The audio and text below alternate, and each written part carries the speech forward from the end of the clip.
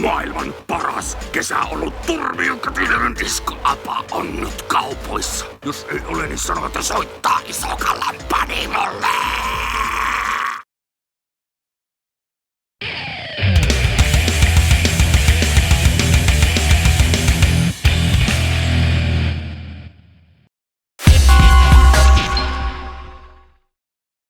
Hi, I'm Dave Mustaine from Megadeth, and you are watching Chaos TV.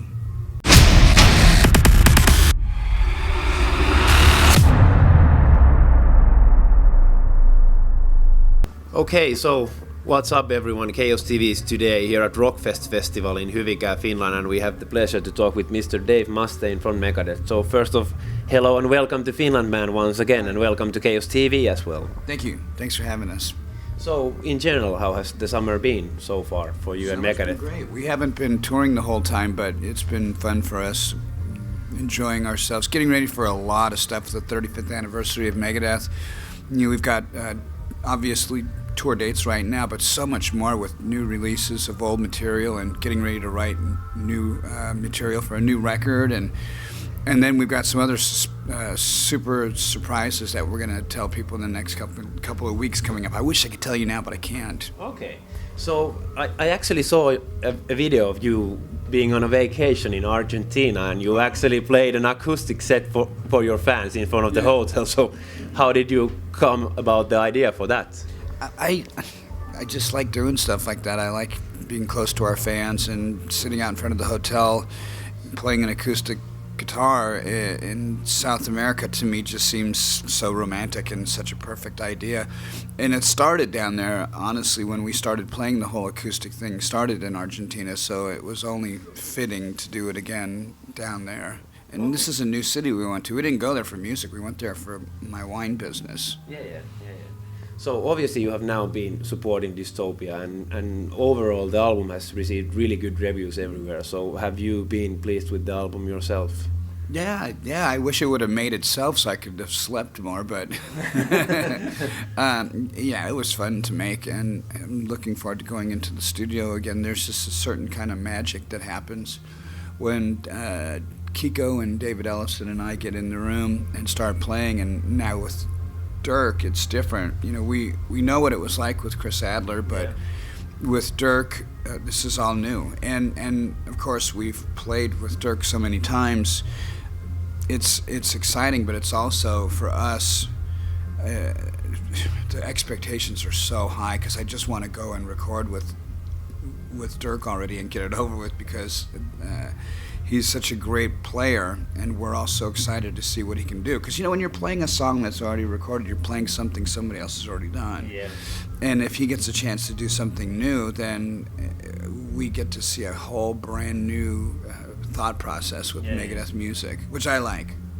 So obviously this Dystopia was really well received. So do you actually plan on continuing with the same kind of path musically with the next album, or you have done pretty different albums each time? So you have basically taken a new step with everyone you have done. Yeah, well, I tried to do that. You know, if I was stupid or selfish or gutless, I guess, I would make the same record over and over again. But I don't think that's growing, and I don't think that the fans will appreciate that. Certain fans, you know, that want bands to make the same record over and over again, they will appreciate, you know, if you're like some of the bands from the 80s and 70s that made the same record over and over again. Well, we don't. You know, I believe Megadeth has always been more along the lines of when Led Zeppelin would put out a new record, you didn't really know what you were getting. Yeah. You know, Motorhead, AC/DC, sure, you know what you're getting. And I love Motorhead and I love AC/DC, but you see there's a lot of other bands that try and do what they do, and they can't pull it off. Yeah. It just sounds like a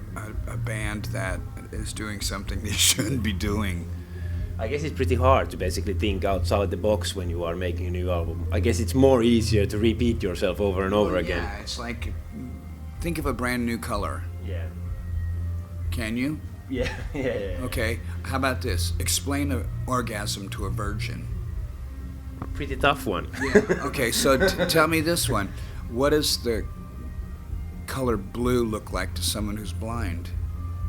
You can't do it, can you? Yeah. Okay, but you can, because when they teach people who are blind, they will tell them the color blue, they put their hand in water. Yeah.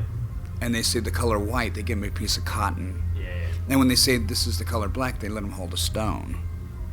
So there's ways around this thing where you can take the listener and you can have them go on a wonderful journey with you and experience things, but you have to care enough to help get the listener from point A to point B. Not everybody knows how you got from point A to point B. So sometimes you have to tell the story twice. Sometimes you have to tell the story a little bit simpler too when you're telling people. So we don't mind about when we're writing songs lyrically, because the lyrics have never really been the highlight of the songs. It's always been the music. So obviously today you actually released the reissue of Killing Is My Business. And it's been like what, 33 years or something that you've actually released. Yeah. So what do you actually think about the original version nowadays? Well, I wish that if it was done the way that it's done now, then we wouldn't be doing it again.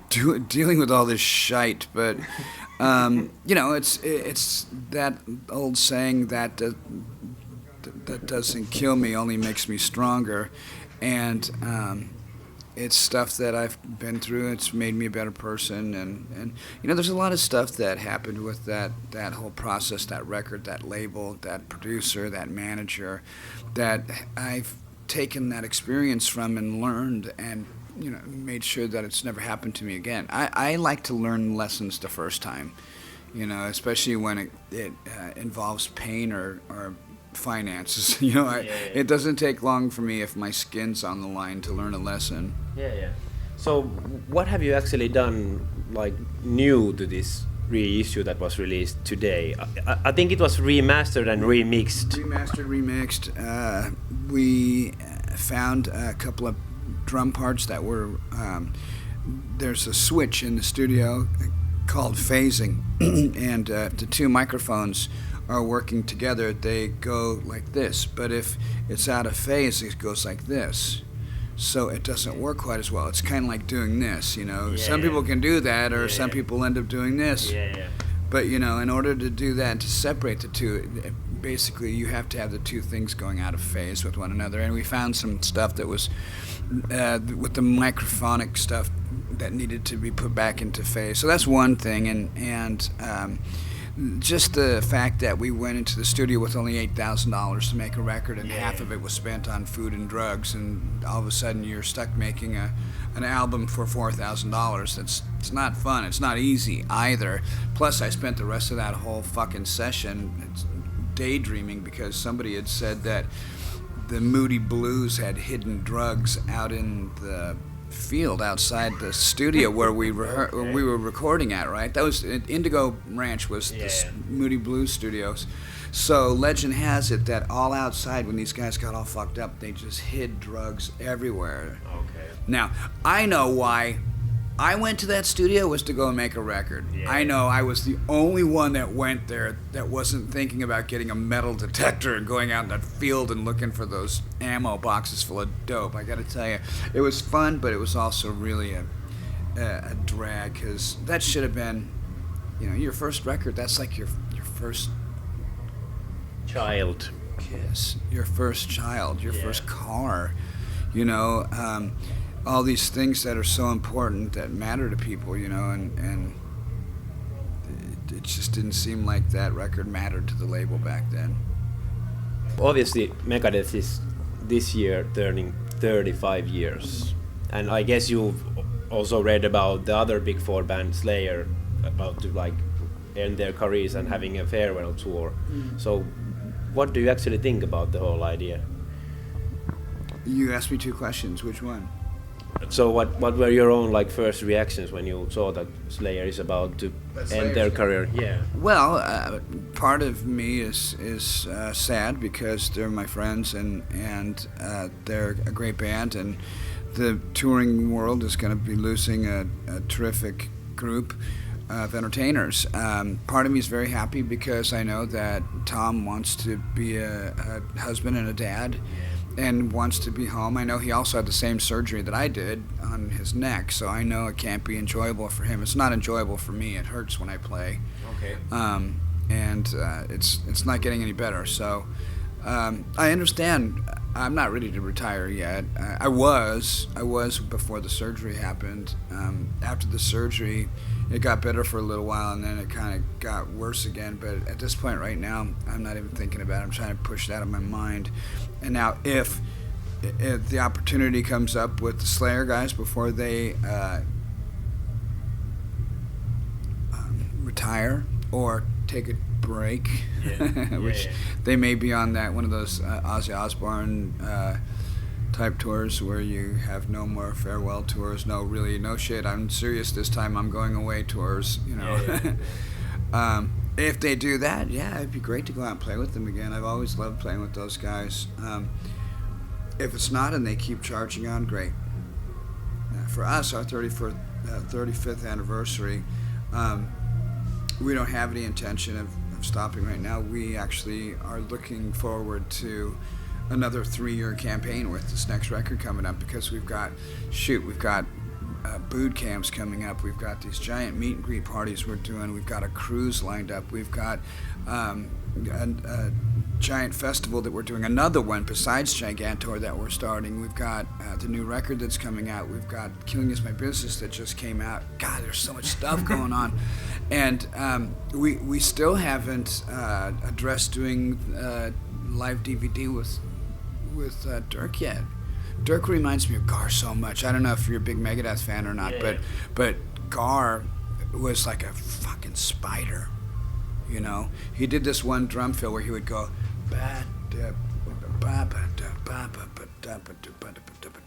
this crazy fill where his hands would switch. Try that if you're a drummer. It's incredibly difficult to do.